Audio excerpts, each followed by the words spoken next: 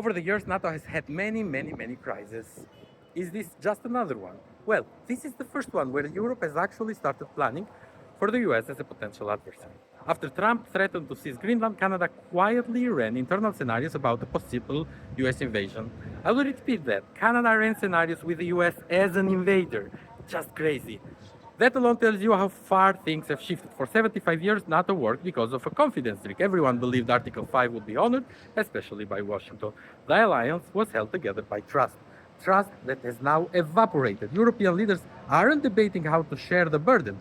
They are debating whether US security guarantees have become conditional, transactional, or worse, coercive.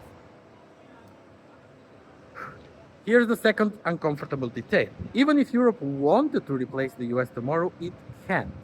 Not because Europeans are weak, as MAGA people tend to think, but because NATO is deeply American by design. The command structure, the planning, the intelligence, and even the role of the supreme allied commander. It's all tied to the US military system. That is why Mark Rutte is publicly hostile to the idea of autonomy, not because it's impossible, but because even talking about it risks accelerating NATO's collapse. But despite Rutte, here's the real punchline. European leaders are no longer afraid of being abandoned by the US. They are literally afraid of being pushed by the US economically, politically, and even territorially. That's a completely different world.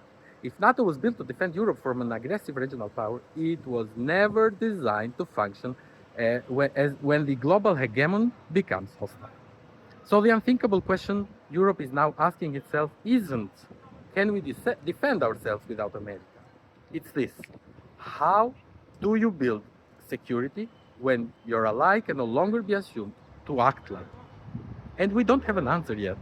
But once that question has been asked, NATO as we knew it is already over.